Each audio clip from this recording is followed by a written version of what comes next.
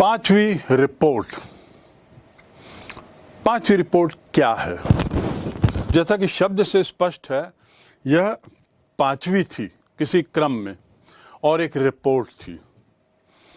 अंग्रेजों ने जब ईस्ट इंडिया कंपनी पर लगाम कसनी शुरू की, क्योंकि ईस्ट इंडिया कंपनी तो ब्रिटिश संसद के ही अनुमति से आई थी, तो निश्चित रूप से संसद सर्वोपरि था।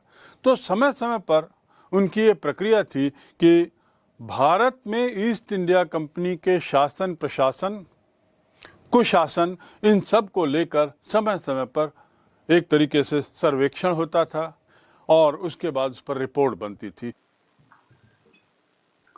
ब्रिटेन का भारत में संवैधानिक विकास, इसको समझना हमको थोड़ा जरूरी है, क्योंकि अंग्रेजों ने जो बार बार जो कानून पारित किए और भारत में समय समय पर उन्होंने कुछ जो प्रशासनिक परिवर्तन, सामाजिक परिवर्तन, राजनीतिक परिवर्तन के लिए कुछ नए नए कानून बनाए, उसको समझने के लिए हमें जरूरी है कि हम भारत में अंग्रेजों के द्वारा संवैधानिक विकास के विभिन्न चरणों को भी थोड़ा देखें।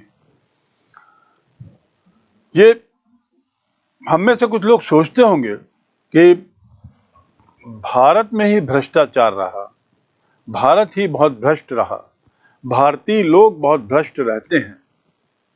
लेकिन सच्चाई तो ये है कि ईस्ट इंडिया कंपनी के अधिकारी भारतीयों से भी ज्यादा भ्रष्ट थे। इतने भ्रष्ट थे कि समय समय पर ब्रिटिश सरकार को ईस्ट इंडिया कंपनी पर लगाम देना पड़ता था और वहां की संसद को ईस्ट इंडिया कंपनी के अधिकारियों के भ्रष्ट आचरण को अनुशासित करने के लिए उन्हें कई बार अधिनियम पारित करने पड़े, कानून बनाना पड़ा। इन्हीं कानूनों की श्रृंखला में सबसे पहला कानून 1773 का है, जो रेगुलेटिंग एक्ट कहलाता है। रेगुलेटिंग एक्ट मतलब एक ऐसा कानून जो कंपनी के मामलों को रेगुलेट करने के लिए बनाया गया था, to regulate the affairs of the company, पहला अधिनियम। और इस अधिनियम के तहत भारत में सर्वोच्च न्यायालय की स्थापना की गई कलकत्ता में। दूसरा जो परिवर्तन इस एक्ट में किया गया, इस एक्ट के आधार से, वो था कि बंगाल, जहां कंपनी का मुख्य कार्यालय था, बंगाल के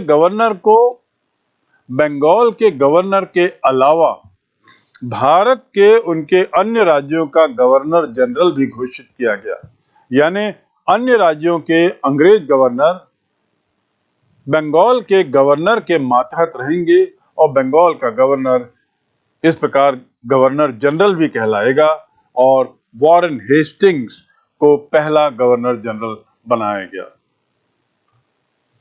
संवैधानिक विकास की श्रेणी में दूसरा कानून था 1781 में पिट्स इंडिया एक्ट, जो वहां के प्रधानमंत्री विलियम पिट द यंगर के नाम से है, पिट्स इंडिया एक्ट, जिसने कंपनी की नीतियों पर पूर्ण नियंत्रण स्थापित करने के लिए संसद को सारे अधिकार दे दिए। इस कानून के तहत अब कंपनी पूर्ण रूप से संसद के मातहत हो गई।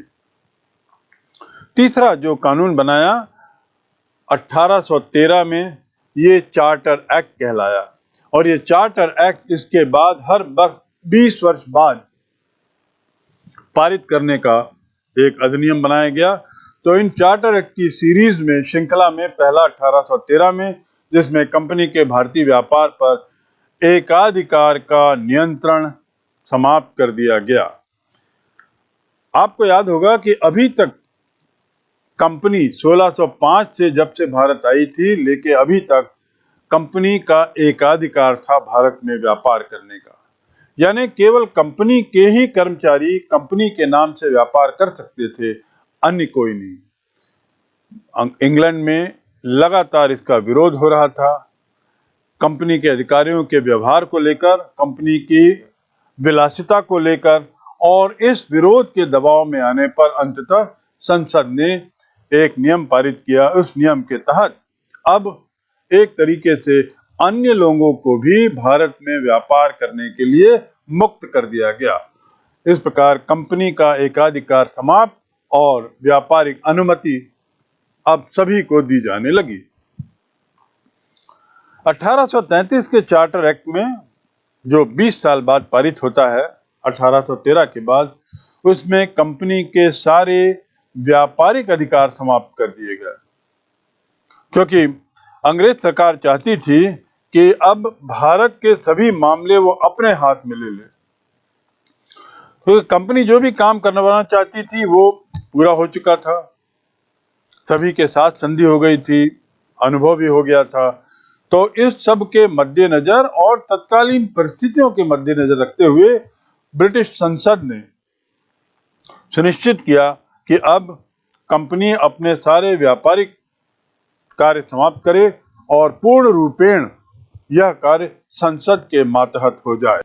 दूसरा जो परिवर्तन 1833 के चार्टर एक्ट में किया गया वो था कि बंगाल के गवर्नर जनरल का पद, जो 1773 में प्रारंभ किया गया था वॉरेन हेस्टिंग के साथ, उसे समाप्त कर दिया गया और अब उसे भारत का ही गवर्नर जनरल घोषित किया गया।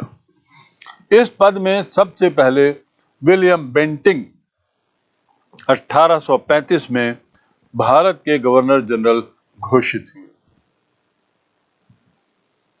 1853 का चार्टर एक्ट एक तरीके से ईस्ट इंडिया कंपनी के काल का अंतिम कानून है। 1853 में भारतीयों को सिविल सर्विस परीक्षा में बैठने का मौका मिलेगा, इस बात की घोषणा की गई। और याद रहे कि इसी कानून के तहत सत्येंद्रनाथ टैगोर, जो रविन्द्रनाथ टैगोर प्रसिद्ध साहित्यकार के बड़े भाई थे, वे भारत के पहले ICS बने, यानी उन्होंने इंडियन सिविल सर्विस की परीक्षा पास की और वे पहले भारतीय थे जिन्होंने यह परीक्षा पास की। 1857 की क्रांति ने पूरा नक्शा बदल दिया। जो ईस्ट इंडिया कंपनी थी वह पूरी तरीके से एक तरीके से समाप्त कर दी गई और 1858 में भारत शासन अधिनियम के तहत, यानी गवर्नमेंट ऑफ इंडिया एक्ट 1857 के तहत संसद ने भारत में शासन, व्यापार और अन्य सभी दारोमदार डायरेक्टली अपने हाथ में ले लिए और कंपनी का शासन समाप्त हो गया। कंपनी ही एक तरीके से एबॉलिश कर दी गई। उसी प्रक्रिया में ये 5वीं रिपोर्ट है।